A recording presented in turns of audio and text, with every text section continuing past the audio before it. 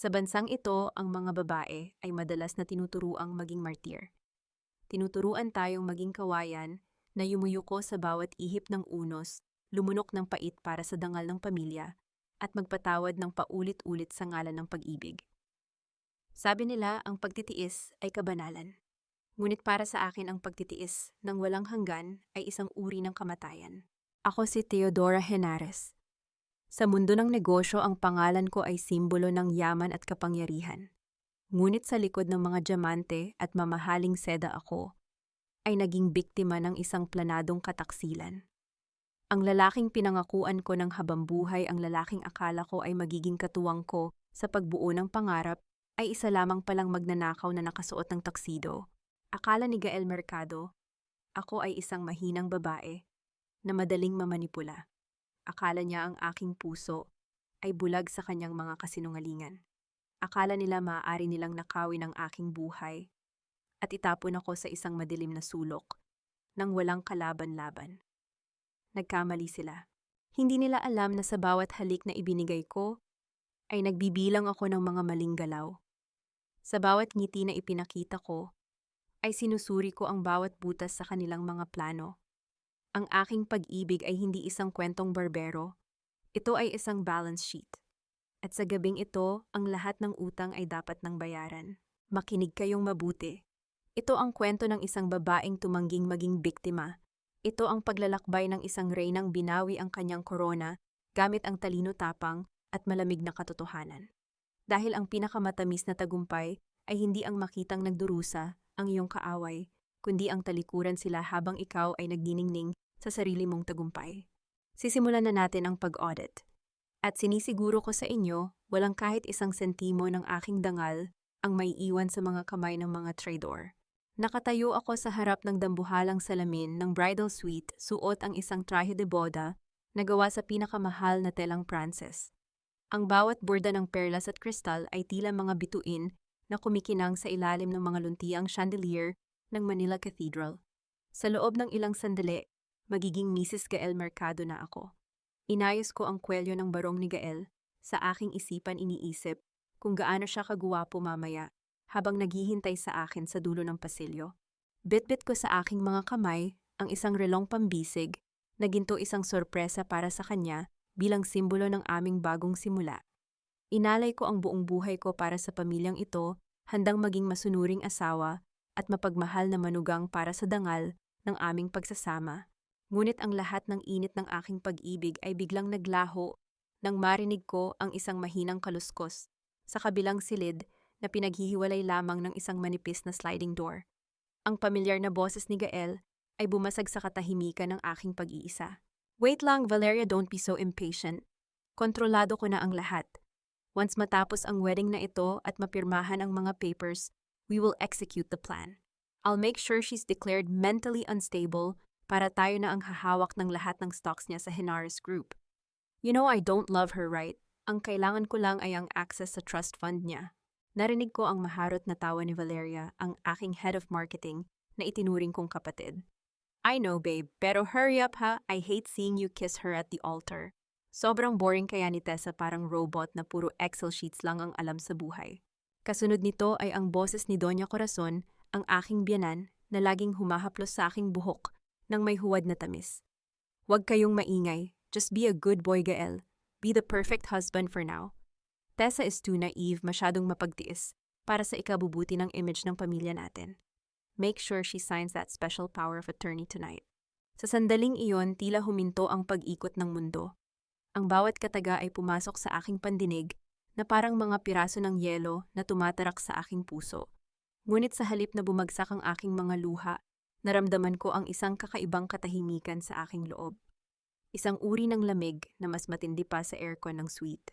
Sa loob ng 6 na taon, ang aking pagiging mapagtiis at maunawain ay ginawa nilang sandata laban sa akin. Ang aking integridad ay itinuring nilang kahinaan. Tiningnan ko muli ang aking sarili sa salamin. Ang babaeng nakasuot ng puti ay hindi na ang Tessa na handang maging martir. Isang mabilis na kalkulasyon ang tumakbo sa aking isipan. Ang Henares Group ay may net worth na bilyon-bilyon. Kung ititigil ko ang kasal ngayon, nang walang plano ako ang magmumulang talunan. Kailangan ko ng ebidensya. Kailangan ko silang sirain sa paraang hindi na sila makakabangon muli. Dahan-dahan kong inilabas ang aking cellphone mula sa loob ng aking bouquet. Walang panginginig ang aking mga daliri nang pindutin ko ang record button. Inilapit ko ang phone sa siwang ng pinto, hinahayaan ang bawat salita ng kanilang kataksilan na maging digital na ebidensya na lulunod sa kanila balang araw. Nang marinig ko ang papalapit na mga yabag ni Doña Corazon, mabilis kong itinago ang phone. Bumukas ang pinto at pumasok ang matanda, suot ang kanyang kulay asul na gown at ang kanyang maskara ng kabaitan. Tessa Hija, it's time. Everyone is waiting for the most beautiful bride in the country. Are you ready, Month? Sabi niya habang hinahawakan ang aking balikat. Humarap ako sa kanya. Isang tipid na ngiti ang isinagot ko, isang ngiti na hindi umabot sa aking mga mata, kasing talim ng isang labaha. Yes, Mama, I'm more than ready. Gusto ko ring makita ng buong Manila ang espesyal na regalong inihanda ko para kay Gael sa harap ng altar. Paglabas ko ng suite, sinalubong ako ng ingay ng mga camera at ang bulungan ng mga bisita. Habang naglalakad ako sa mahabang pasilyo ng simbahan, bawat hakbang ko ay tila isang pagbilang ng mga utang na dapat nilang bayaran. Nakita ko si Gael sa dulo nakangiti ng napakatamis, tila isang anghel na naghihintay ng biktima. Nang marating ko ang altar, kinuha ni Gael ang aking kamay. You look stunning, Tessa. I'm the luckiest man alive. Bulong niya sa aking tainga. You really are, Gael, sagot ko sa boses na walang kahit anong emosyon. Dahil sa gabing ito, mararanasan mo ang swerteng hindi mo makakalimutan habang buhay. Nagsimula ang seremonya. Ang bawat salita ng pari tungkol sa katapatan at pag-ibig ay tila isang malaking sampal sa katahimikan ng simbahan. Nang dumating ang sandali ng pagpapalitan ng sumpa, lumingon ako sa mga bisita. Nakita ko si Valeria sa unahan, nakangiti ng mapangapi. Nakita ko si Doña Corazon na tumatango ng may pagmamalaki. Teodora Henares, do you take Gael Mercado to be your lawfully wedded husband? Tanong ng pari. Lumingon ako kay Gael. Ang kanyang mga mata ay puno ng kasabikan-kasabikan para sa aking yaman. Kinuha ko ang mikropono mula sa kamay ng pari. Ang aking boses ay umaling-awngaw sa bawat sulok ng cathedral, matatag at malamig. I accept that this man is a fraud, and I refuse to be a partner in his crimes. Isang nakabibinging katahimikan ang bumalot sa buong simbahan. Ang mga flash ng camera ay mabilis na kislap-kislap sa aking mukha. Nakita ko ang pagbagsak ng panga ni Gael at ang biglang pamumutla ni Doña Corazon. Tessa, what are you saying? You're being paranoid again, babe. Stop this scandal. Pilit na tawa ni Gael habang hinahawakan ang aking braso ng mahigpit. Don't touch me with those hands that touched Valeria an hour ago, Gael. Sabi ko sa isang boses na sapat na para marinig ng mga nasa unang row. Inilabas ko ang aking cellphone at ikinonekta ito sa wireless audio system ng simbahan na dinisenyo ko mismo para sa mga anunsyo. Kasunod nito ay ang malakas na boses ni Gael na umaling-awngaw sa buong cathedral. I'll make sure she's declared mentally unstable. Ang kailangan ko lang ay ang access sa trust fund niya. Ang bulungan ng mga tao ay naging isang malakas na hiyawan ng gulat. Si Doña Corazon ay tila nawalan ng lakas at napaupo sa kanyang upuan. Hinarap ko si Gael, ang aking mga mata ay puno ng pangungutya. Ang audit ng relasyong ito ay tapos na, Gael. And the result is a total bankruptcy of your character. Hindi ko na hinintay ang kanyang sagot. Mabilis kong tinalikuran ng altar. Ang mahabang tela ng aking trahe de boda ay humahagwis sa marmol na sahig habang naglalakad ako palabas ng may mataas na noo. Akala nila ay tapos na ang laban dito. Akala nila ay kahihiyan lamang ang aking ganti. Ngunit habang papasok ako sa aking sasakyan, kinuha ko ang aking pangalawang phone at dinial ang numero ng aking assistant. I-lock mo ang lahat ng joint accounts. Freeze all the transfers to the Mercado projects. And tell the press, the Henares Group is looking for a new managing director, starting now. Binuhay ko ang makina ng sasakyan at mabilis na pinaandar ito palayo sa simbahan, hindi man lang lumilingon sa likuran. Isang bagong kabanata ang nagsisimula at sa pagkakataong ito, ako na ang may hawak ng panulat. Ngunit nang tignan ko ang aking side mirror, nakita ko ang isang itim na sasakyan na mabilis na sumusunod sa akin. Ang tracker sa aking dashboard ay biglang nagpulang babala.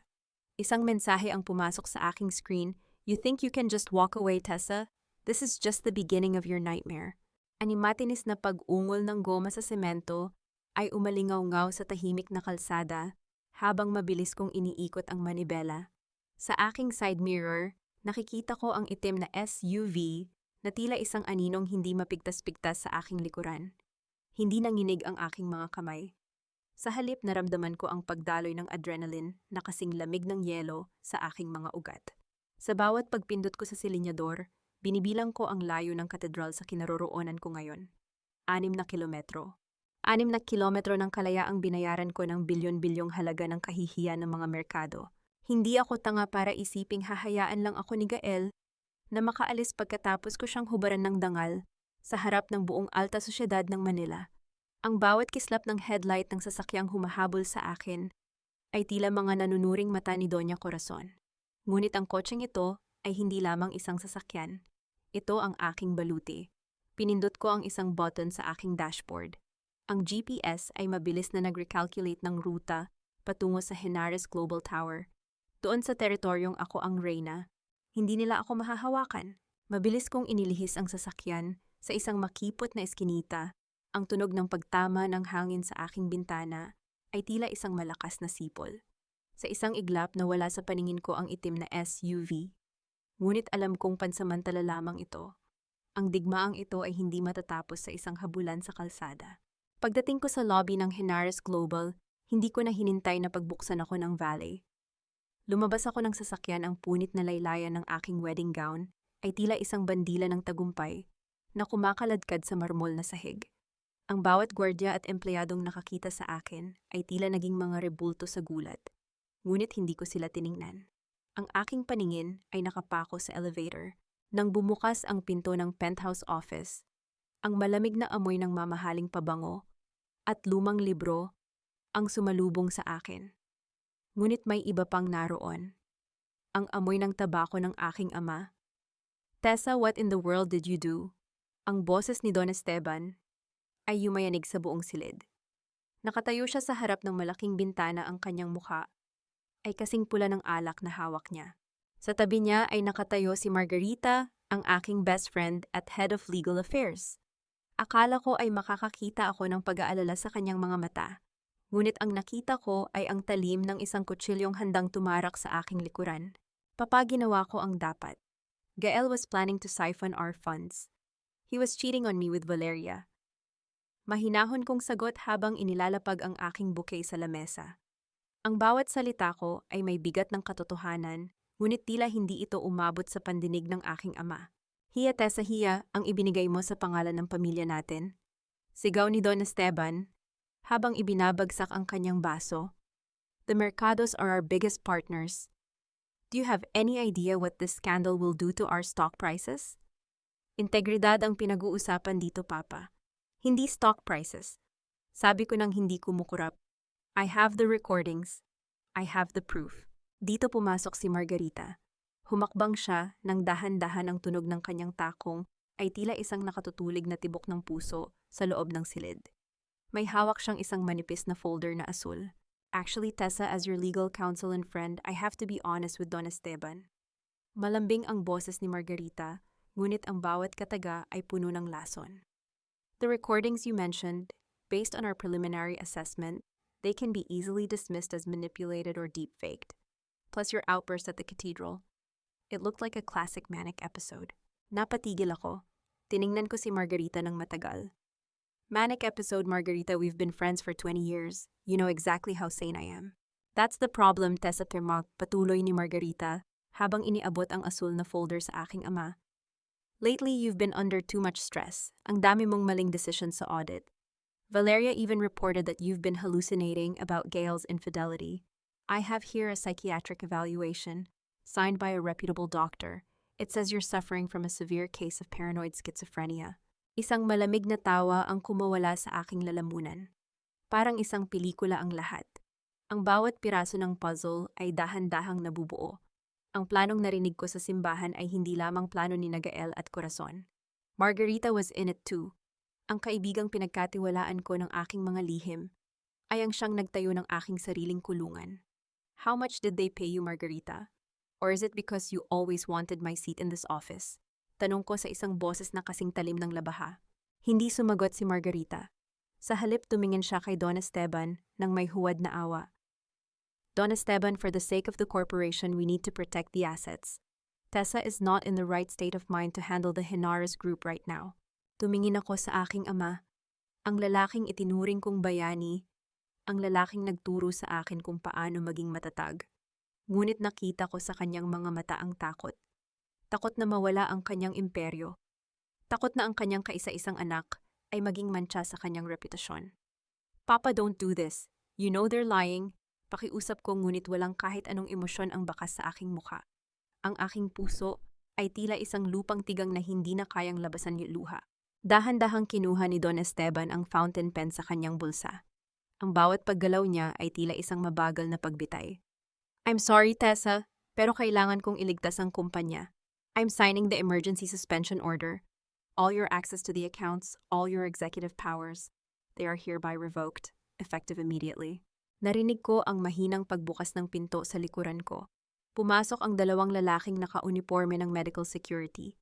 Ang kanilang presensya ay tila isang madilim na ulap na bumalot sa silid. Tessa, please don't make this difficult, sabi ni Margarita habang lumalapit sa akin. It's for your own good. We're taking you to a private facility in Tagaytay. Doon makakapag-rest ka. Tumingin ako sa kanilang lahat. Ang aking ama na nakatalikod na ngayon, ang taksil na kaibigang nakangiti ng palihim, at ang mga gwardyang handang hawakan ako ng marahas. Sa sandaling iyon, ang huling hibla ng aking pag-asa sa pamilya at pagkakaibigan ay tuluyan ng naputol. Ngunit hindi nila alam ang isang bagay. Ang audit na sinasabi ni Margarita na puno ng pagkakamali, iyon ang tunay na audit na naglalaman ng lahat ng ebidensya ng kanilang sabutan. At hindi ko iyon iniwan sa opisina. You want my office, you want my power, sabi ko habang dahan-dahang tumatayo. Take it, pero tandaan ninyo ito ang isang Henares ay hindi kailanman sumusuko ng walang dalang ganti. You've just started a war you can't afford to lose. Lumapit ang mga gwardya para hawakan ang aking braso. Ngunit bago pa nila ako mahawakan, narinig namin ang isang malakas na pagtunog ng alarm sa buong gusali. Isang pulang ilaw ang mabilis na kumislap-kislap sa kisame. What is that? Sigaw ni Don Esteban. Tiningnan ko ang aking relo, ang saktong oras. That, Papa, is the sound of the main server being wiped clean. If I'm mentally unstable, then surely I'm not responsible for accidentally triggering the emergency delete protocol, right? Namutla si Margarita. Mabilis siyang tumakbo sa computer, ngunit huli na. Ang screen ay nagpapakita lamang ng isang salita sa gitna ng kadiliman, bankrupt. Tessa, what did you do? Sigaw ni Margarita habang pilit na pinipindot ang mga keys. I just did a strategic write-off. Sagot ko ng may malamig na ngiti habang hinahayaan ng mga gwardyang hilahin ako palabas. See you in the aftermath. Habang inilalabas ako ng gusali, naramdaman ko ang malakas na pagpintig ng aking puso. Ngunit hindi ito dahil sa takot. Ito ay dahil sa pananabik. Pananabik para sa araw na babalik ako upang bawiin ang bawat sentimo ng aking buhay na ninakaw nila. Isang itim na van ang naghihintay sa labas. Ipinasok ako sa loob at mabilis itong humarurot palayo. Ngunit sa ilalim ng aking punit na wedding gown, naramdaman ko ang isang maliit na matigas na bagay. Ang hardware key na naglalaman ng tanging backup ng lahat ng data ng kumpanya. Nakalapat ang aking pisngi sa malamig na katad ng upuan ng van habang ramdam ko ang bawat lubak ng kalsada patungo sa Tagaytay. Ang mga poses sa aking mga pulso ay tila mga malamig na paalala ng aking pagiging bilanggo. Ngunit ang aking isipan ay mas malaya kaysa sa mga taong nag-aakalang talo na ako. Sa bawat pagalon ng aking hininga, hindi takot ang namumuo kundi isang masidhing lason ng paghihiganti. Ang bawat luha ay pag-aaksaya lamang ng tubig sa katawan at hindi ko bibigyan ng kahit isang patak ang mga merkadong ito. Tumigil ang sasakyan sa isang liblib na bahagi ng kalsada bago marating ang pasilidad. Ang tunog ng pagbukas ng sliding door ay tila isang hudyat ng kamatayan sa katahimikan ng gabi. Pumasok ang liwanag ng buwan at kasabay nito ang anino ng lalaking pinakakinamumuhian ko. You look pathetic, Tessa. Masyadong naging mataas ang lipad mo kaya heto ang bagsak mo. Ang boses ni Gael ay puno ng pangungutya habang hinihila niya ang aking buhok para pilitin akong tumingin sa kanya. Tinitigan ko siya ng diretso sa mga mata, walang kurap, walang bakas ng sakit. Ang pagbagsak ko ay pansamantala lamang, Gael. Pero ang pagiging basura mo Iyon ang permanenteng tatak ng pagkatao mo.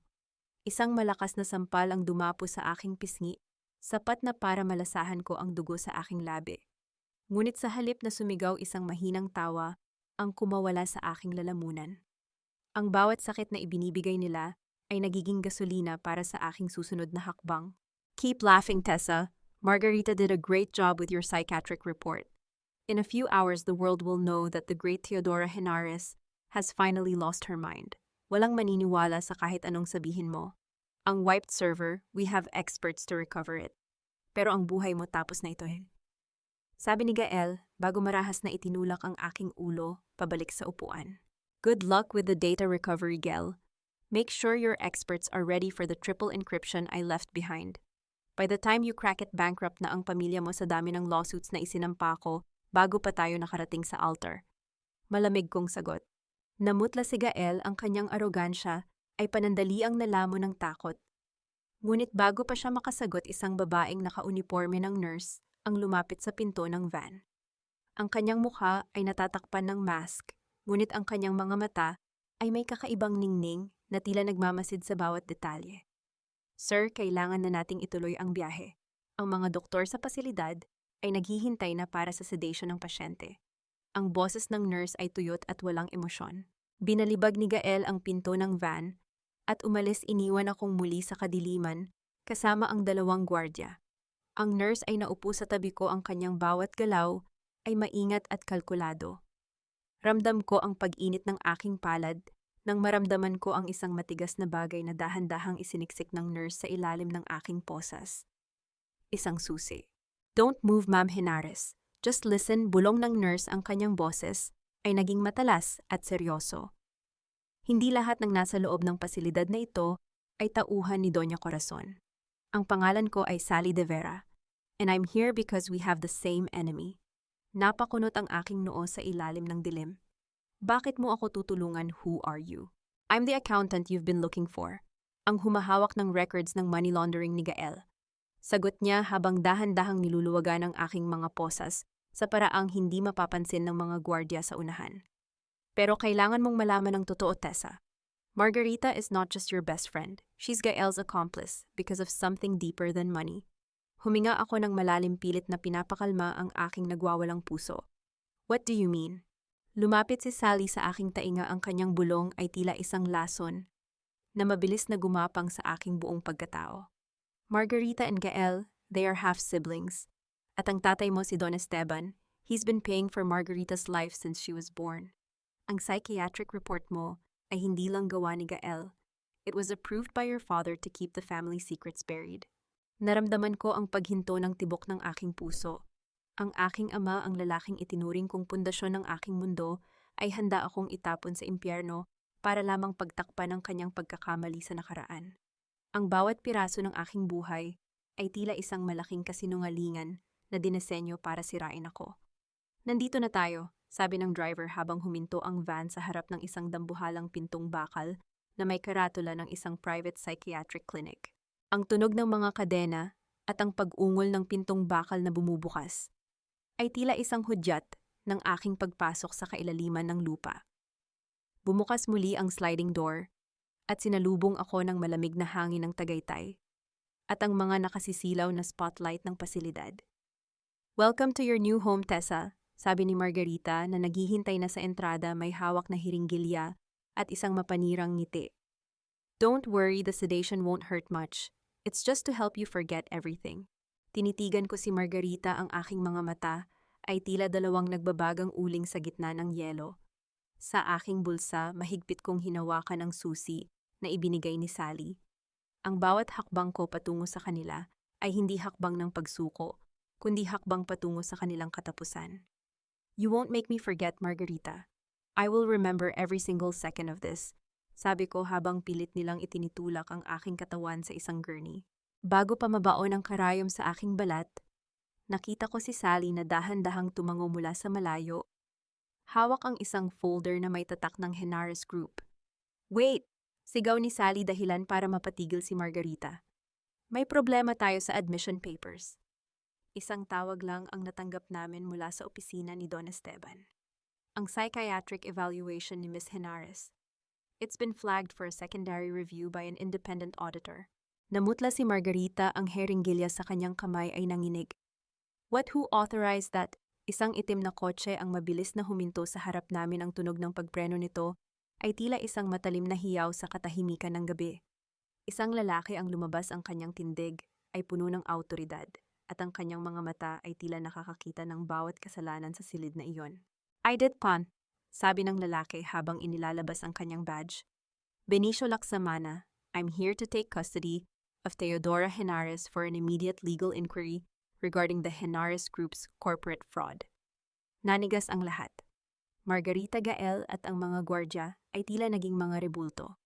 Ngunit ang pinaka-nakakakilabot ay ang sunod na sinabi ng lalaki habang nakatingin ng diretso sa akin. And Tessa, I have the results of your mother's toxicology report from 10 years ago. It matches the sedative Margarita is holding right now.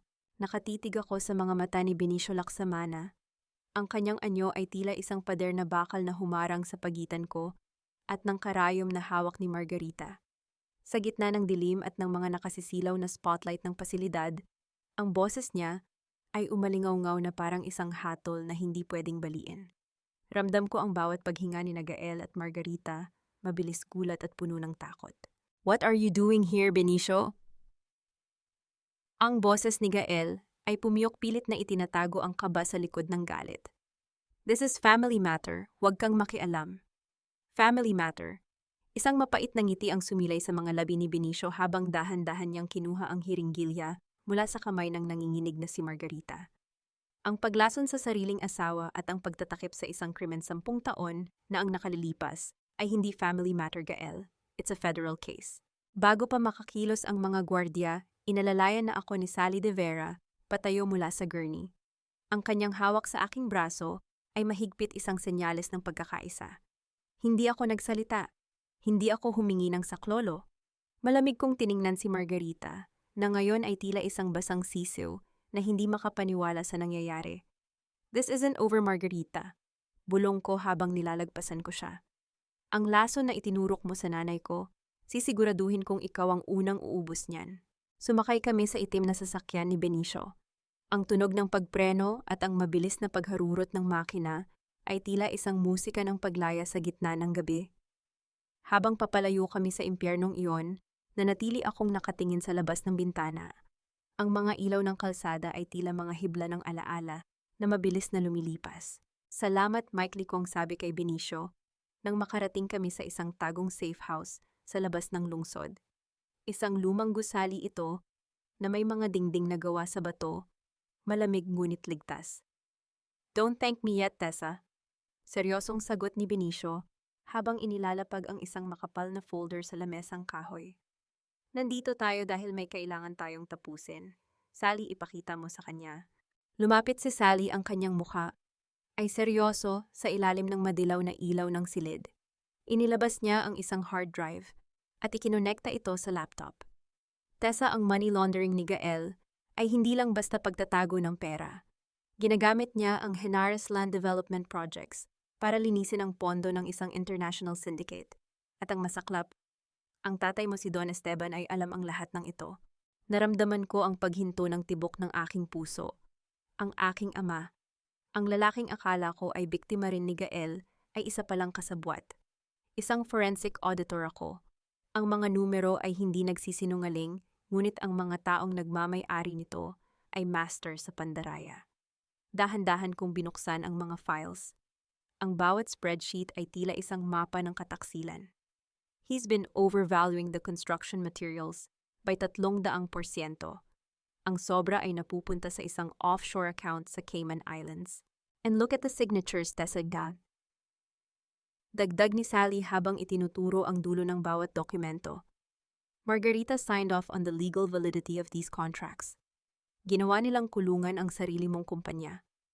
Tumayo ako, ang aking mga kamay ay nakakuyom sa ibabaw ng lamesa.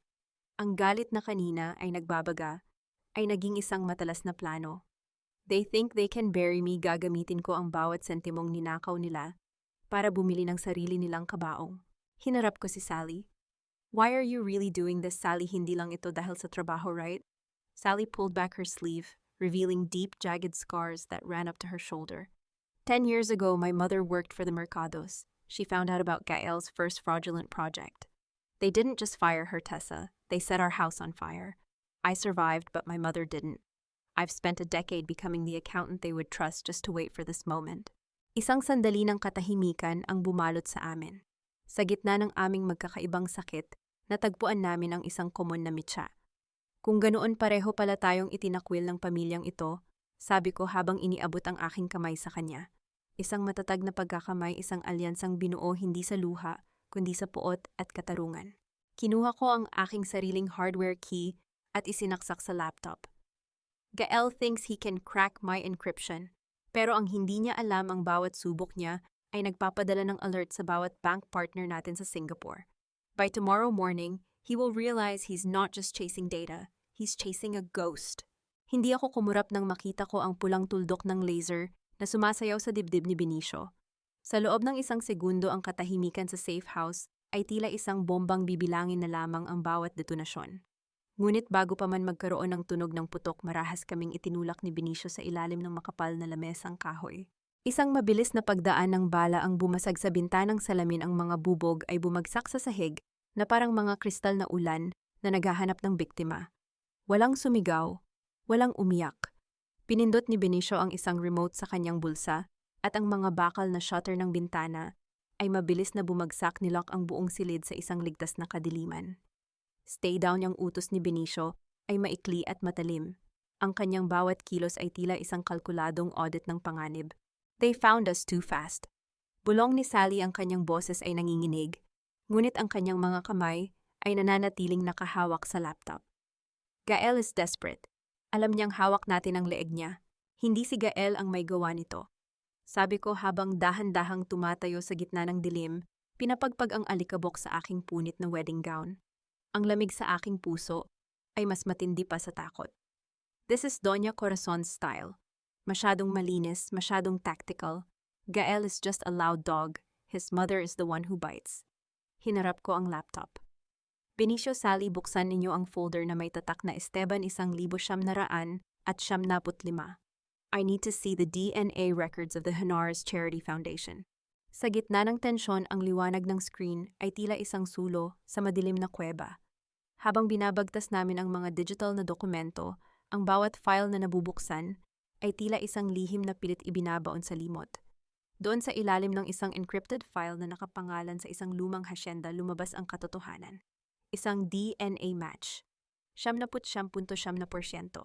Ang mga pangalan sa screen ay tila mga dagok na sumampal sa aking pagkatao, Esteban Henares at Margarita Lopez. Napahawak ako sa aking dibdib, ang aking matalik na kaibigan. Ang babaeng itinuring kong kapatid ay literal ko palang kapatid. Isang anak sa labas. Isang lihim na itinatago ng aking ama sa loob ng 3 dekada upang mapanatili ang kanyang imahe bilang perpektong haligi ng tahanan at ng korporasyon. Kaya pala yan, bulong ko, ang aking boses ay puno ng pangungutya sa sarili. Kaya pala Margarita looks at me with so much envy. All this time, I was the legitimate queen and she was the ghost in the hallway. At ginagamit iyon ni Corazon. Look at this, Tessa, itinuro ni Sally ang isang serya ng mga transfers. Doña Corazon has been paying for Margarita's tuition in London, her luxury car, even her apartment.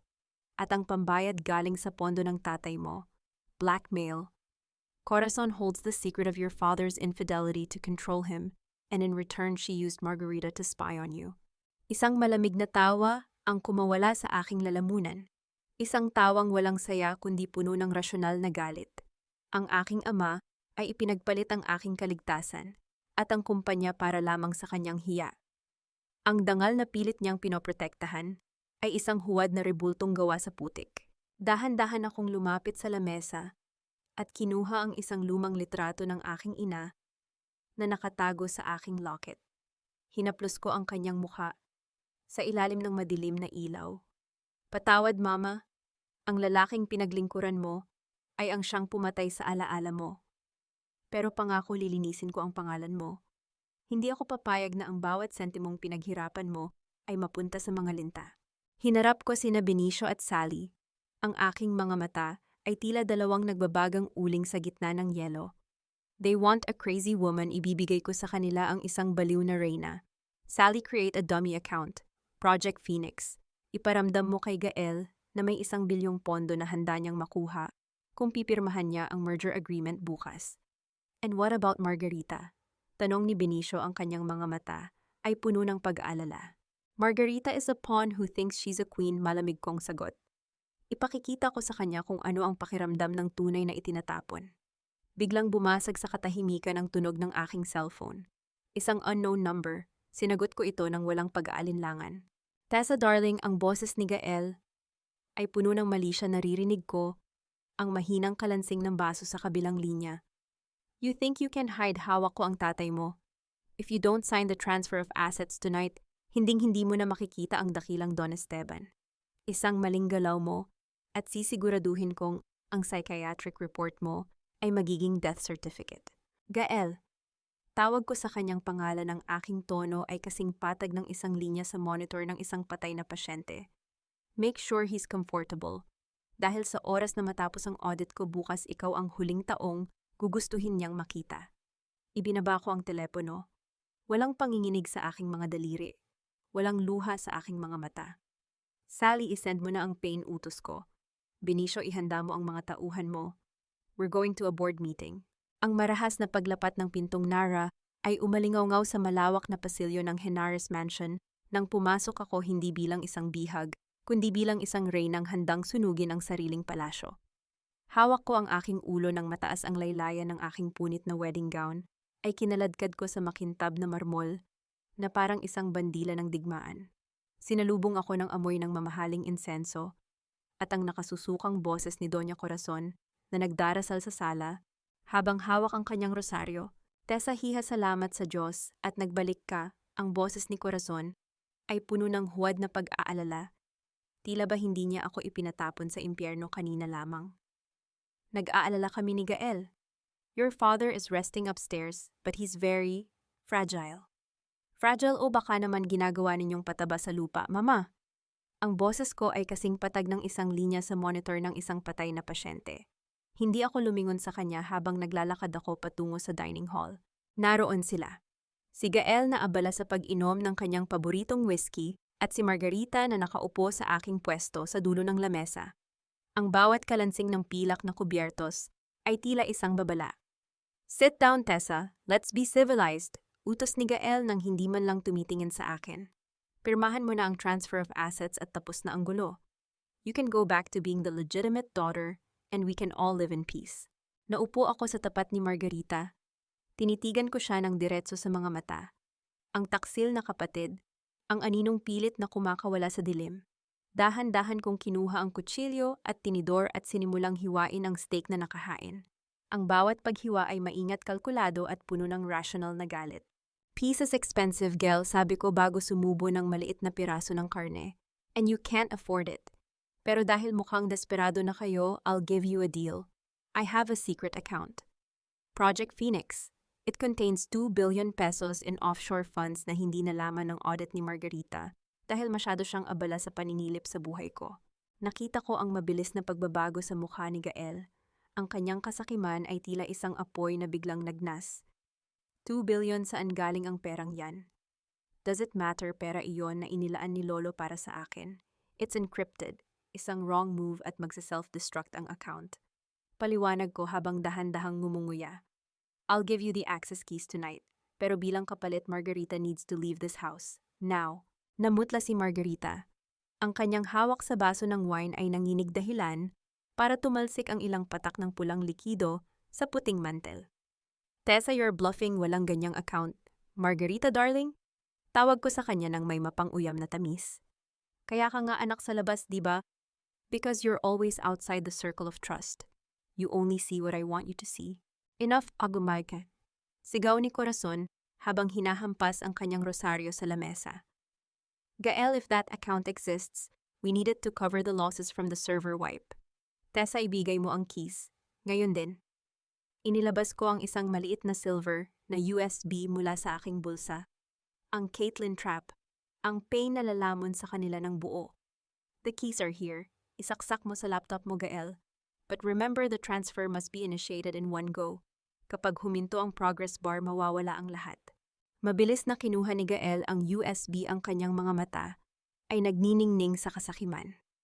Hindi na niya hinintay na matapos ang hapunan. Mabilis niyang binuksan ang kanyang laptop sa ibabaw ng lamesa. Isang asul na progress bar ang lumitaw sa screen. Transferring 15%, 30%, 45%. It's working, look mama, bilyon-bilyon ito. Tawa ni Gael, isang tawang puno ng kawalan ng dangal. Pinanood ko sila. Ang bawat pintig ng aking puso ay sumasabay sa takbo ng software sa loob ng USB. Hindi nila alam na ang bawat porsyento ng transfer ay hindi pagpasok ng pera, kundi ang pagpasok ng isang invisible tracking software na kakalkal sa bawat lihim na transaction ni Gael sa buong mundo. Enjoy the view, Gael, bulong ko habang dahan-dahan kong nilalagok ang aking wine. Dahil iyan na ang huling bilyon na makikita mo. You're too overconfident, Tessa, asik ni Margarita habang nakatingin sa screen. Once the transfer is complete, wala ka ng halaga sa pamilyang ito. We will lock you up in Tagaytay for real this time. Is that so, eh? Sagot ko ng may malamig na ngiti. Then let's see who's really in charge. Biglang tumigil ang progress bar sa 85%. Isang pulang babala ang lumitaw sa screen. Error, destination account unauthorized. What, anong nangyayari? Sigaw ni Gael habang mabilis na pinipindot ang mga keys. Tessa, what did you do? I didn't do anything, Gael, sabi ko habang dahan-dahang tumatayo. The software is just following the money at lumalabas na ang offshore account na pinaglilipatan mo ng pondo ng Henares Group ay hindi pala sayo. Mabilis kong pinhit ang aking tablet para ipakita sa kanila ang tracking map. Ang bawat mata sa loob ng silid ay nanlaki sa gulat. Ang lokasyon ng receiver account ay hindi sa Cayman Islands at hindi rin sa bangko ni Gael. Ang bawat signal ay tumuturo sa isang pribadong safe house sa Forbes Park. Margarita's personal residence pa. Bulong ni Gael, ang kanyang boses ay puno ng nakatatakot na galit habang dahan-dahang lumingon sa namumutlang kapatid.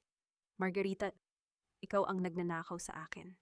Ang putok ng baril ay tila isang matalim na kidlat na humati sa tensyon ng hapunan.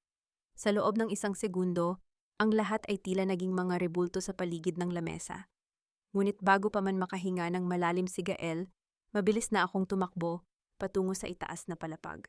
Ang bawat hakbang ko sa hagdan ay puno ng rasyonal na takot, hindi takot para sa sarili, kundi takot na mawala ang huling alas ko bago matapos ang audit na ito. Pagdating ko sa pinto ng silid ni Don Esteban, tumambad sa akin ang isang eksenang hindi ko inaasahan. Nakatayo si Margarita, malapit sa bintana, nanginginig ang mga kamay habang hawak ang isang revolver. Sa sahig basag ang isang florera at nakahandusay ang aking ama si Don Esteban na pilit na humahawak sa kanyang dibdib. Ngunit hindi siya nabaril. Ang bala ay tumama sa dambuhalang portrait ni Doña Corazon, sa dingding winasak ang mukha ng reyna ng mga merkado. He tried to take the syringe from me. Sigaw ni Margarita, ang kanyang boses ay puno ng hysteria. Tessa, your father is insane. He's trying to kill himself. Shut up, Margarita. Isang matalim na boses ang sumabat mula sa likuran ko. Si Valeria. Pumasok siya sa silid hindi bilang isang kabit na nagtatago, kundi bilang isang babaeng tila nakakita ng sariling multo. Tiningnan niya ang karayom na nalaglag sa sahig, ang parehong karayom na may malinaw na likido. Mama said it was just a sedative to keep him calm. Bulong ni Valeria, ang kanyang mga mata ay pabalik-balik sa akin at kay Corazon, na ngayon ay nasa pinto na rin. But that's the same medicine you've been giving me for my morning sickness, right, Doña Corazon? Nanigas si Corazon. Ang kanyang hawak sa rosaryo ay lalong humigpit hanggang sa pumutok ang isang butil nito at gumulong sa sahig. Valeria, darling, don't listen to them. Stress lang yan. Go back to your room. Dahan-dahan akong lumapit kay Valeria. Tinitigan ko siya ng diretso sa mga mata. Sa loob ng 6 na taon, siya ang karibal ko sa atensyon ni Gael, ang babaeng nagnakaw ng aking dangal. Pero sa sandaling ito, ang nakikita ko sa kanya ay hindi kaaway, kundi isang salamin ng sarili kong kamangmangan noon. Valeria, you're smarter than this, sabi ko sa isang boses na kasing lamig ng gabi. The Mercados don't want heirs from people like us. They only want puppets. Do you really think Corazon would let an outsider's child inherit the Henares fortune, ang vitamins na ibinibigay niya sa iyo?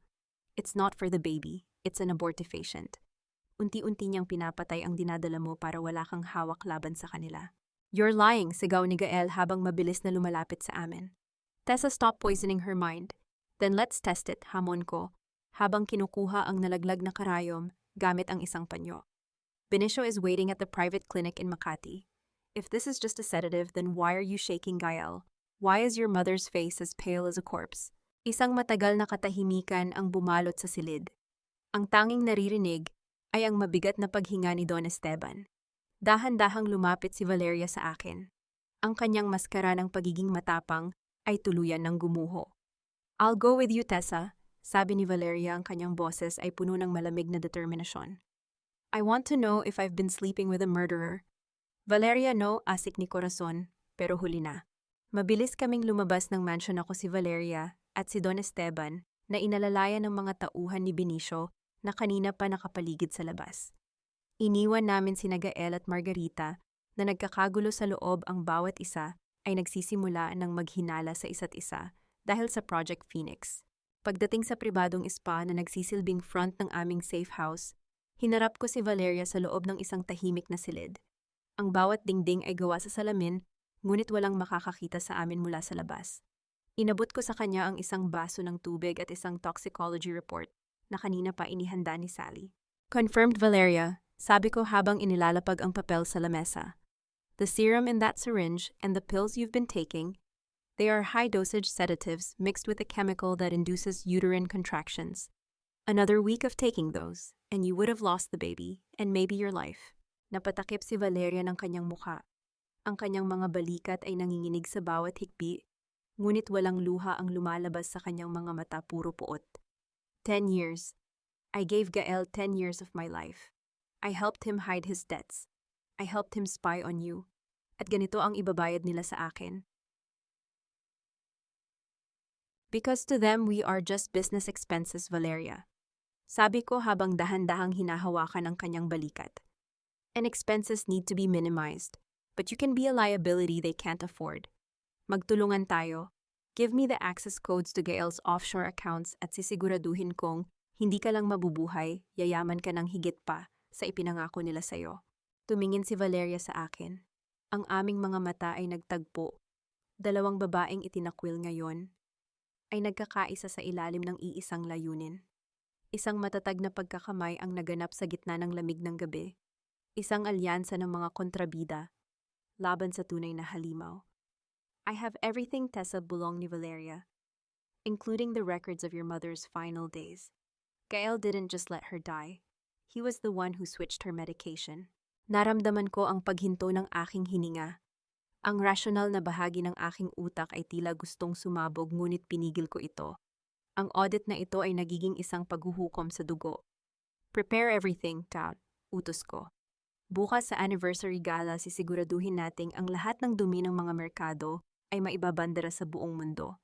Ngunit habang naghahanda kaming umalis, isang malakas na tunog ng pagpreno ang narinig sa labas. Isang mabilis na sasakyan ang sumubok na sagasaan ang aming gate at isang itim na van ang huminto. Tessa, stay down, sigaw ni Benicio mula sa kabilang silid. Isang malakas na pagsabog ang narinig sa entrada ng spa. Ang usok ay mabilis na kumalat at mula sa kadiliman nakita ko ang isang pamilyar na silweta. Hindi ito si Gael. Hindi ito ang mga tauhan ni Corazon. Ito ay si Margarita at sa kanyang mukha ay bakas ang isang baliw na ngiti habang hawak ang isang granada. If I can't be a Henares, then no one will be, sigaw niya. Ang amoy ng pulbura at sunog na goma ay humalo sa malamig na hangin ng Tagaytay, tila isang lason na pilit kumakapit sa aking lalamunan.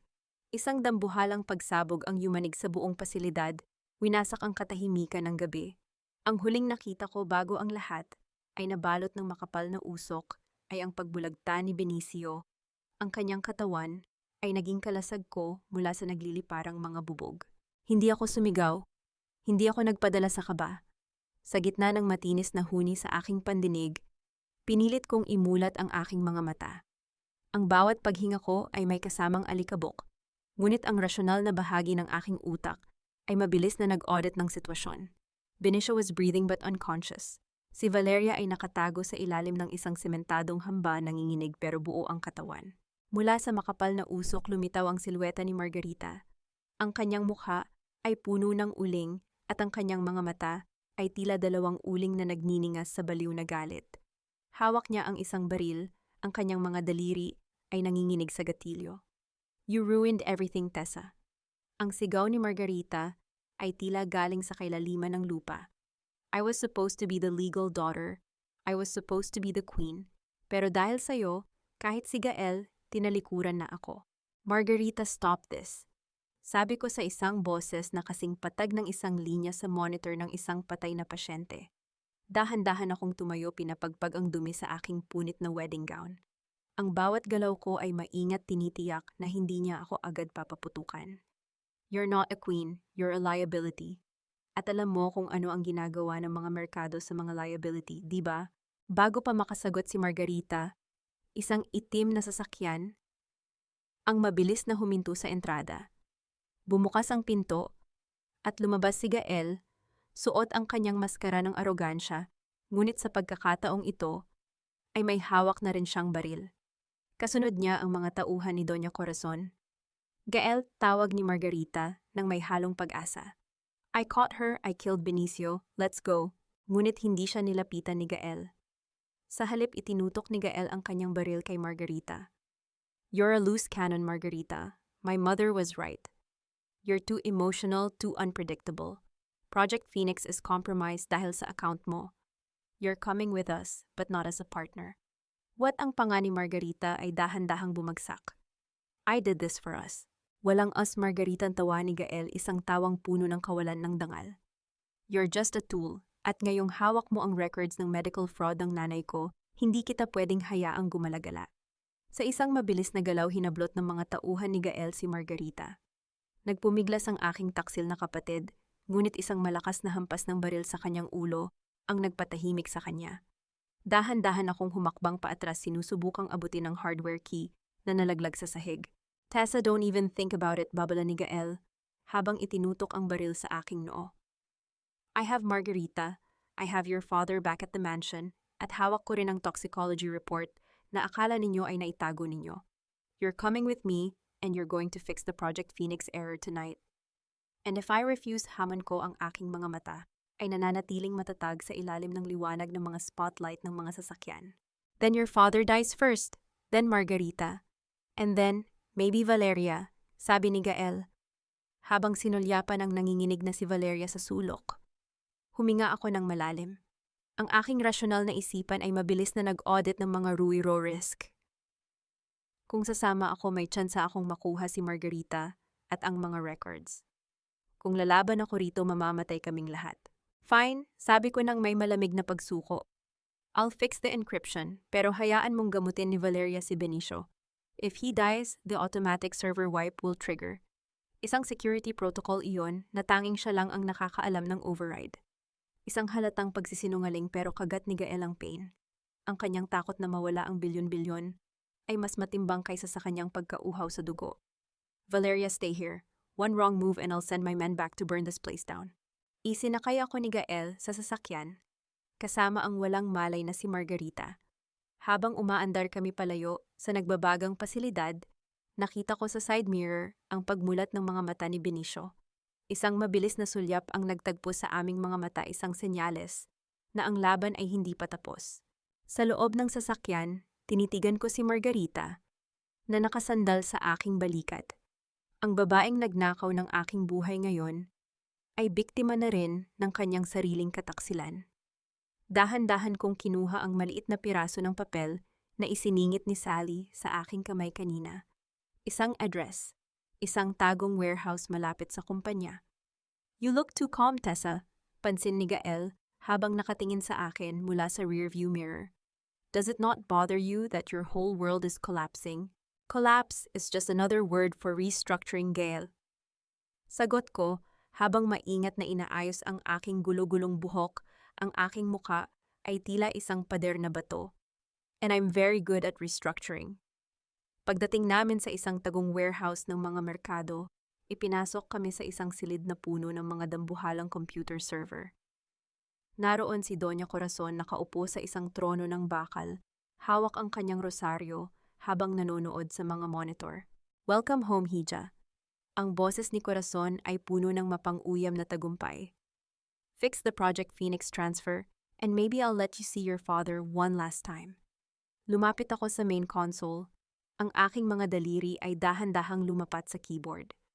Hindi nila alam na ang bawat command na itinitip ako ay hindi para ituloy ang transfer, kundi para i-broadcast ang bawat bit ng data ng kanilang krimen sa lahat ng media outlets sa bansa, nakaschedule sa oras ng anniversary gala bukas. It will take 4 hours to decrypt, sabi ko nang hindi tumitingin sa kanila. 4 hours you have to, asik ni Corazon. Habang nagtatrabaho ako, isang tunog ng mensahe ang pumasok sa internal system ng warehouse. Isang alert mula sa security gate. Unauthorized entry detected. Namutla si Gael. Mabilis niyang tiningnan ang monitor. Who the hell is that? Sa screen lumitaw ang isang imahe na nagpabagsak sa puso ni Corazon. Hindi ito si Benicio. Hindi ito ang mga pulis.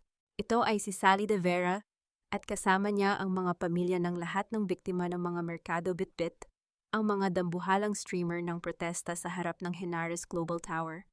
At sa tabi niya nakatayo ang isang lalaking akala nila ay kontrolado nila ang sarili nilang abogado, hawak ang mga orihinal na kontrata ng money laundering. Tessa, what did you do? Sigaw ni Gael habang itinutok ang baril sa akin. I didn't do anything, Gelton. Sabi ko habang dahan-dahan akong tumatayo ang aking mga mata ay nagniningning sa rasyonal na tagumpay. I just performed the public audit. At lumalabas na ang buong bansa ang mga stockholders ninyo ngayon. Isang malakas na alarm ang umalingaw-ngaw sa buong warehouse. Ngunit sa pagkakataong ito, hindi ito mula sa labas. Ang mga server sa paligid namin ay nagsimulang mag-overheat. Ang bawat screen ay nagpapakita ng isang timer. Countdown to public exposure 000500. Fix it now, tili ni Corazon. I can't, malamig kong sagot. The override key is with Margarita, and you just knocked her out. Ang amoy ng sunog na kable at ang matapang na amoy ng asupre mula sa putok ng baril ay gumasgas sa aking lalamunan. Ang bala ay hindi tumama sa akin, kundi sa main monitor ng console dahilan para magsabog ang mga spark na parang mga munting bituin ng kamatayan sa dilim ng warehouse. Hindi ako kumurap. Hindi ako gumalaw. Ang bawat porsyento ng timer sa aking isipan ay tumatakbo ng mas mabilis kaysa sa tibok ng puso ni Gael. Burahin mo yan, Tessa, ay shutdown mo ang system. Ang tili ni Doña Corazon ay tila isang gasgas na plaka puno ng desperasyon habang nakaluhod siya sa harap ng mga server na unti-unti nang nag-overheat. It's too late, Mom and Pop. Malamig kong sagot habang dahan-dahang inaayos ang aking punit na wedding gown. Ang puting tela ay puno na ng uling at dumi, ngunit sa aking paningin ito, ang pinakamagandang suot na nagamit ko ang kasuotan ng aking muling pagsilang. The audit is finished. Ang bawat sentimong ninakaw ninyo, ang bawat buhay na winasak ninyo ay kasalukuyan ng binabasa ng bawat mamamahayag sa labas ng Henares Tower. Hayop ka, susugurin sana ako ni Gael nang may biglang sumigaw mula sa likuran niya. Isang matalim na tunog ng pagbaon ng bakal sa laman ang umalingaw-ngaw sa silid. Si Margarita na akala nila ay walang malay ay nakatayo na ngayon sa likod ni Gael. Ang maliit na patalim na itinago niya sa kanyang paha ay nakabaon na sa balikat ng lalaking minahal niya, ang lalaking ipinagpalit siya sa pera. If I'm going to hell, Gael, sisiguraduhin kong ikaw ang mauuna. Ang boses ni Margarita ay puno ng baliw na galit. Sa gitna ng gulo, bumukas ang dambuhalang pintong bakal ng warehouse. Isang maliwanag na liwanag ang pumasok at doon lumitaw ang silweta ni Benicio kasama ang mga autoridad. Ang tunog ng mga yabag ng kanilang mga bota sa semento ay tila isang martsa ng katarungan. Tessa, let's go, tawag ni Benicio. Ang kanyang boses ay mahinahon pero puno ng autoridad. Ang anniversary gala ay nagsisimula na at hinihintay ka ng mga stockholders. Inalalayan ako ni Benicio palabas ng warehouse, iniwan ang mga merkado na nagkakagulo sa gitna ng usok at ng papalapit na mga pulis. Sa loob ng sasakyan patungo sa Henares Global Tower, nanatili akong tahimik. Kinuha ko ang isang wet wipe at dahan-dahang nilinis ang uling sa aking mukha.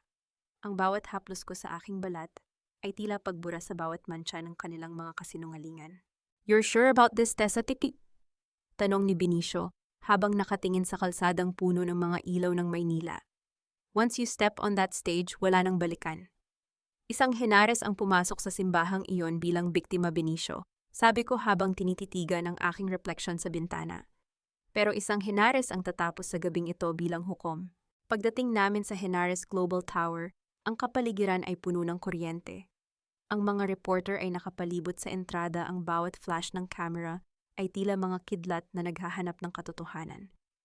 Pagbaba ko ng sasakyan, suot ang isang itim na blazer na ipinahiram ni Benicio sa ibabaw ng aking punit na wedding gown. Ang bulungan ng mga tao ay tila isang malakas na alon.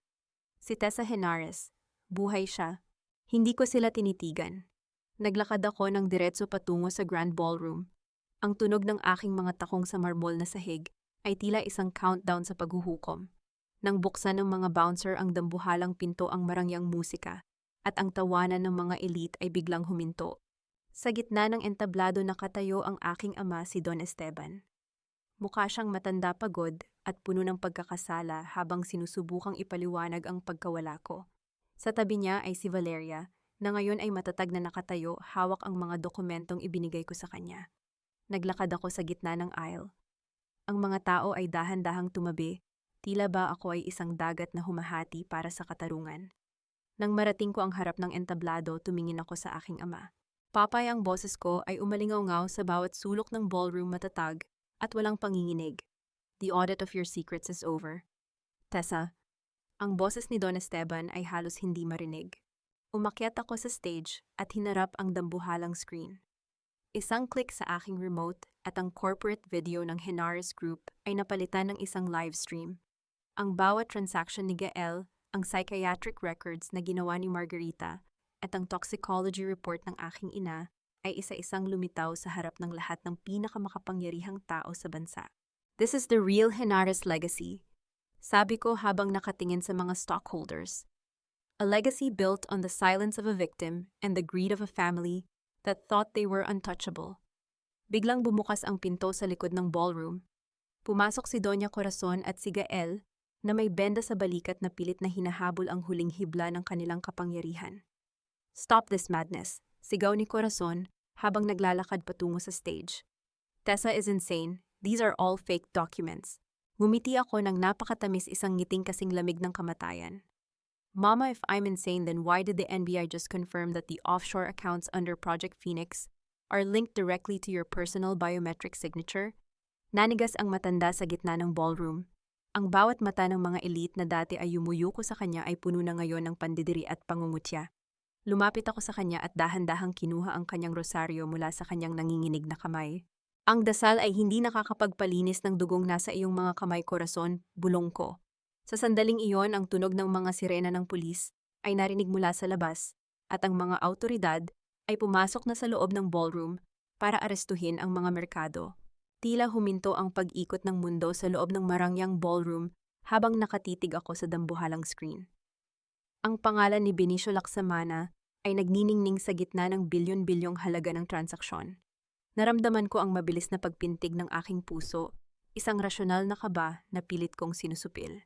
Sa aking tabi na natiling tahimik si Benicio, ang kanyang mukha ay tila isang pader na bato na walang kahit anong emosyong mababasa.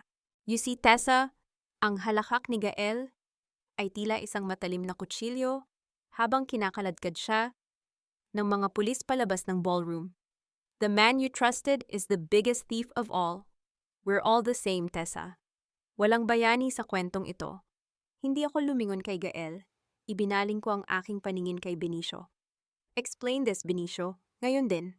Dahan-dahang kinuha ni Benicio ang kanyang tablet at lumapit sa main console. Sa halip na tumakas o magpaliwanag sa salita, hinayaan niya ang mga numero na magsalita para sa kanya. Hindi iyan nakaw na pera, Tessa. Ang account na iyan ay isang escrow fund. Iyon ang huling hiling ng iyong ina bago siya pumanaw isang insurance policy para sa iyo kung sakaling maging ganito ang sitwasyon ng kumpanya. Isang bagong slide ang lumitaw sa screen. Isang liham na may sulat kamay ng aking ina, may petsang 10 taon na ang nakalilipas.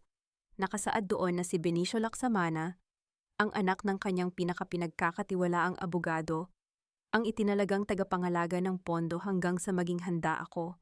The Project Phoenix virus didn't just track the money, Tessa. Paliwanag ni Benicio sa boses na puno ng katatagan. It was designed to return the stolen assets to the rightful owner once the fraud was proven. Inilipat ko lang ang pera sa pangalan ko para hindi ito mahawakan ni Gael o ng iyong ama habang ginagawa natin ang audit. Naramdaman ko ang isang malalim na paghinga ng ginhawa na tila nagmula pa sa kailaliman ng aking kaluluwa. Ang aking rasyonal na hinala ay napalitan ng isang matibay na paggalang. Tumingin ako kay Doña Corazon na ngayon ay tuluyan ng nawalan ng lakas at napaupo sa sahig sa gitna ng ballroom. Ang kanyang mga diamante ay tila naging mga hamak na bubog na lamang. "Mama, the audit is officially closed." Sabi ko habang naglalakad patungo sa kanya. Dahan-dahan kong kinuha ang mikropono mula sa podium. "Effective tonight, the Henares Group is severing all ties with the Mercado family. Every project, every contract, and every debt under your name is cancelled. You are no longer part of our world." "You can't do this, Tessa." Ang sigaw ni Corazon ay halos pabulong na lamang sa gitna ng ingay ng mga kamera. "We built this with your father, and you destroyed it with your greed," malamig kong sagot. Lumingon ako sa aking ama si Don Esteban. Nakatayo siya sa gilid ng stage, ang kanyang muka ay puno ng pait at pagsisisi. Inilabas ko ang huling folder, ang katotohanan tungkol kay Margarita. "Papa," yung boses ko ay umalingaw-ngaw ng may kakaibang lambot na may halong talim. "Margarita is your daughter.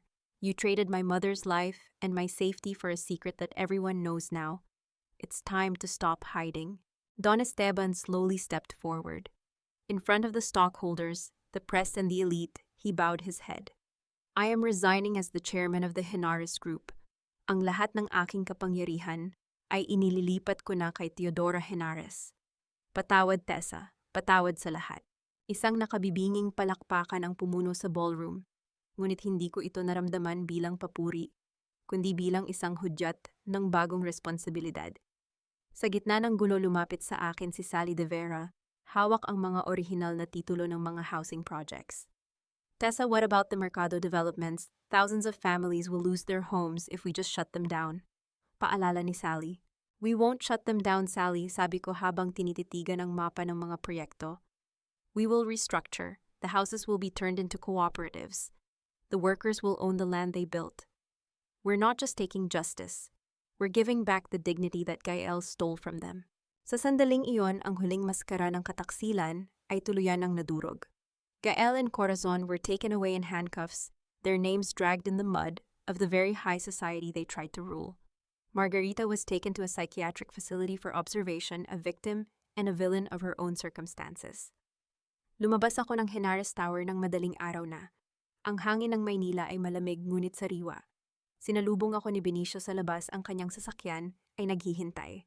"It's over, Tessa," sabi niya. "No, Benicio." Sagot ko habang hinahayaan ang hangin na laruin ang aking buhok. "The audit is just the beginning. Now we build something real." 3 taon. Sa loob ng 1,075 araw, binuo kong muli ang bawat piraso ng aking buhay mula sa abo ng kataksilan ng mga merkado. Ngayon, habang nakaupo ako sa isang tahimik na cafe sa tapat ng bagong Henares Community Cooperative, hindi na wedding gown ang suot ko. Ang aking itim na linen suit ay tila isang baluti ng katagumpayan, at ang aking paningin ay hindi na naghahanap ng pag-ibig kundi ng progreso. Ang marahang paglapat ng isang silver na USB sa ibabaw ng aking lamesa ay hindi nagdulot ng panginginig sa aking mga daliri. Hindi ko tiningnan ang taong nag-iwan nito. Sa halip, hinayaan ko ang aking paningin na manatili sa aking tasa ng kape, pinagmamasdan ng usok na dahan-dahang nawawala sa hangin. Ang marahang pag-vibrate ng aking telepono ay tila isang mahinang tibok ng orasan sa gitna ng katahimikan. Binasa ko ang mensahe, "Did you really think the syndicate would just let you go, Tessa? The audit has a phase 2. Isang tipid na ngiti ang sumilay sa aking mga labi. Isang ngiti na puno ng rasyonal na pangungutya. Akala nila ay magtatago ako. Akala nila ay magbubukas muli ang mga sugat na matagal ko nang tinahinang talino at determination. Hindi nila alam na sa loob ng 3 taon, hindi lang mga gusali ang itinayo ko. Itinayo ko rin ang isang digital na kuta na walang sino mang multo ang makakapasok nang hindi ko nalalaman. "Tessa, you've been staring at that USB for exactly 2 minutes. Standard procedure or just deep in thought?" Ang boses ni Benicio ay tila isang pamilyar na himig na nagpapakalma sa bawat gulo ng aking isipan. Naupo siya sa aking tapat, dala ang amoy ng sariwang hangin at ang init ng kanyang presensya. Sa loob ng 3 taon, nanatili siya sa aking tabi, hindi bilang isang tagapagligtas, kundi bilang isang kapantay.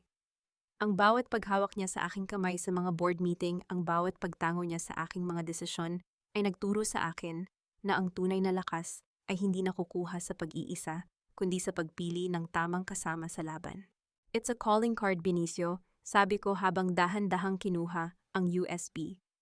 Ang lamig ng metal sa aking palad ay tila isang paalala na mayroon pang isang transaksyong hindi pa ganap na sarado. Gael or Corazon. Isa sa kanila ang gustong sumubok muli. They think I'm still the same girl who can be broken by a scandal. Dahan-dahang ipinatong ni Benicio ang kanyang kamay sa ibabaw ng sa akin. Walang pilit, walang pagmamadali, isang paghaplos na puno ng respeto at tahimik na panata. Alam nating dalawa na ang bawat galaw nila ay nakamonitor na sa system ni Sally. Let them play their phase 2. We've already finished phase 10. Naramdaman ko ang isang mahinang kuryente ng pananabik sa aking dibdib. Iyon ang tinatawag nilang kilig, ngunit sa aming edad at karanasan ito ay hindi na tungkol sa mga rosas at tula. Ito ay tungkol sa katiyakan na mayroon akong kasama na hindi matitinag sa gitna ng bagyo. I need to audit the source of this, Benicio. Sabi ko, ang aking rational na isipan ay mabilis nang nag-oorganisa ng mga action beats. If the syndicate is using the cooperative as a front again, I will purge every single account personally. Hindi ko hahayaang madungisan ang dangal ng mga pamilyang nagtitiwala sa atin. I expected nothing less from the Queen of Henares, tawa ni Benicio, isang tawang puno ng paghanga. I've already coordinated with the community architects. Susuriin namin ang bawat materyales at bawat kontrata sa construction site bukas. No ghost employees, no hidden markups. Tumayo kami ng sabay. Ang tunog ng aming mga takong at sapatos sa semento ay tila isang magandang ritmo ng pagkakaisa. Habang naglalakad kami patungo sa site, naramdaman ko ang pag-vibrate muli ng aking phone. Isang litrato ang pumasok. Ito ay si Gael sa loob ng isang madilim na selda, ngunit may hawak siyang isang pamilyar na dokumento, ang orihinal na titulo ng Hacienda Henares. Sa likod ng litrato ay may nakasulat na digital na mensahe, ang bawat kasinungalingan ay may presyo. And I'm here to collect, Tessa. Napatigil ako sa gitna ng kalsada. Tiningnan ko ang bawat detalye ng litrato. Ang rasyonal na bahagi ng aking utak ay nakakita agad ng isang butas. Ang anino sa paderang anggulo ng liwanag, ang litratong ito ay hindi kinuha sa loob ng bilangguan. He's out, Benicio, bulong ko. Gael escaped. Biglang tumunog ang dambuhalang sirena ng construction site sa aming harapan. Ang mga manggagawa ay mabilis na nagtakbuhan palabas, ang kanilang mga mukha ay puno ng takot. Isang malakas na pagsabog ng usok ang lumabas mula sa itaas na bahagi ng bagong gusali. Ang tunog ng pagbagsak ng dambuhalang bakal ng crane ay tila isang pagguho ng bundok sa gitna ng semento at alikabok. Naramdaman ko ang marahas na paghila ni Benicio sa aking braso, ang aming mga katawan ay tumama sa matigas na sahig habang ang dambuhalang metal ay dumaan sa kinaroroonan namin. Ilang segundo lamang ang nakalipas. Ang bawat paghinga ko ay may kasamang lasa ng pulbura at semento, ngunit sa loob ng aking isipan, ang bawat numero ay nananatiling maayos. Hindi ako sumigaw. Hindi ako nanginig. Sa halip, hinawakan ko ang aking earset ng may matatag na daliri. Margarita. Ang boses ko ay kasing lamig ng yelo, walang bahid ng takot sa kabila ng panganib. Your timing is as poor as your legal logic. You think a falling crane can delete 3 years of security upgrades. I anticipated your return the moment Gail's cell door was left unlocked by your paid insiders. Isang matinis at baliw na tawa ang sumagot sa aking pandinig. You think you're so smart, Tessa, pero habang abala kayo rito, ang Hacienda Henares ay kasalukuyang nasusunog. Ang lahat ng alaala ng nanay mo magiging abo na lang. Benicio, go to the control room. Utos ko sa isang boses na hindi pwedeng baliin. Sally is already tracing the source of the override. I will handle the ghost in the machine. Mabilis akong tumakbo patungo sa communications hub ng site. Ang bawat hakbang ko sa gitna ng usok ay puno ng rasyonal na galit. Pagdating ko sa loob, tumambad sa akin ang isang monitor na nagpapakita ng mukha ni Margarita, maputla payat at puno ng obsesyon. Ngunit sa likuran niya nakita ko si Gael, hawak ang orihinal na titulo ng hacienda. The title is mine now, Tessa, ang sigaw ni Gael sa screen. Pirmahan mo ang digital transfer ng Henares Group o panoorin mong maging impyerno ang lupang kinatatayuan mo, Gael, tawag ko sa kanyang pangalan nang may mapang-uyam na tamis. Tingnan mong mabuti ang hawak mong titulo. Did you really think I would keep the original document in a safe that you could easily find? The paper you're holding is a Project Phoenix 2.0 decoy. The moment your biometric scan touched that paper, it triggered a GPS beacon directly to the NBI Special Task Force. Nanlaki ang mga mata ni Gael. Mabilis niyang tiningnan ang papel at sa isang iglap isang asul na liwanag ang lumabas mula sa watermark nito. Ang takot sa kanyang mukha ay ang pinakamasarap na dividend na natanggap ko sa buong buhay ko. And Margarita, lumingon ako sa kabilang monitor. Ang comms access na ginagamit mo, I opened that back door for you. Every bit of data you've encrypted for the syndicate for the past hour is currently being live-streamed to the Department of Justice. You didn't infiltrate me, I audited you. Ang tunog ng pagpreno ng mga sasakyan ng mga autoridad ay narinig mula sa labas ng kanilang hideout na naririnig ko sa pamamagitan ng bukas na linya. Ang mga sigaw ng pagsuko at ang kalansing ng mga posas ay tila isang symphony ng katarungan na matagal kong hinintay. Hindi maaari hindi tili ni Margarita bago tuluyang nawala ang signal. Tilis. Isang malalim na katahimikan ang bumalot sa construction site. Ang usok ay dahan-dahang napaparam inilalantad ang matatag na pundasyon ng gusaling itinayo ko. Lumapit sa akin si Benicio, ang kanyang mukha ay may bakas ng uling pero ang kanyang mga mata ay puno ng kapayapaan. It's over, Tessa. They're all back in custody. This time there will be no bail, no insiders, no second chances. Sabi niya habang iniaabot ang aking tablet. Tinitigan ko ang screen. Ang balance sheet ng kumpanya ay nasa perpektong ayos. Ang mga merkado ay opisyal nang nabura sa bawat dokumento ng aking buhay. Ang bawat utang ay nabayaran na. Humarap ako sa aking ama, si Don Esteban, na dahan-dahang lumapit sa amin. Sa loob ng 3 taon, pinili niyang mamuhay ng simple sa isang maliit na bahay sa gilid ng hasyenda bilang pagbabayad puri. Tessa, ang boses niya ay nanginginig. Ang dangal ng pamilya, ikaw ang nagligtas nito. Hindi ako karapat-dapat na maging Henares. Papa, sabi ko habang hinahawakan ang kanyang kamay. Ang dangal ay hindi tungkol sa hindi pagkakamali. Ito ay tungkol sa lakas ng loob na harapin ang bawat pagkakamali at itama ito sa pamamagitan ng katotohanan. You've done your part. Now rest. Matapos ang gulo, naglakad kami ni Benicio sa dulo ng construction site kung saan makikita ang paglubog ng araw sa Manila Bay. Ang bawat kulay ng langit ay tila isang pangako ng isang bukas na hindi na kailangang bantayan ng takot. What's next, Tessa? Another merger, another expansion? Tanong ni Benicio nang may malambing na pangungutya. A wedding, Benicio? Sagot ko habang nakatingin ng diretso sa kanyang mga mata. But this time there will be no cameras, no stockholders, and definitely no merkado. Isang kasal na ako ang pumili sa oras na gusto ko at sa lalaking hindi ko kailangan, kundi pinili ko. Dahan-dahang inilabas ni Benicio ang isang singsing, isang simpleng diamante na nakalagak sa matibay na platinum. Walang mga salitang mabulaklak. Isang pagtango lamang ng respeto at pag-ibig na kapantay. I accept, sabi ko bago ko maramdaman ang init ng kanyang yakap. 3 taon matapos ang huling pagsabog ng kataksilan, ang Manila Cathedral ay nananatiling saksi sa bawat sumpa at pangako. Ngunit ngayong umaga ang pintuan nito ay sarado para sa publiko. Walang mga reporter, walang mga flash ng camera, at walang mga peking kaibigan. Sa loob ng isang maliit na kapilya sa loob ng hacienda, nakatayo ako sa harap ng salamin. Suot ko ang isang simpleng puting bestido na pinili ko mismo.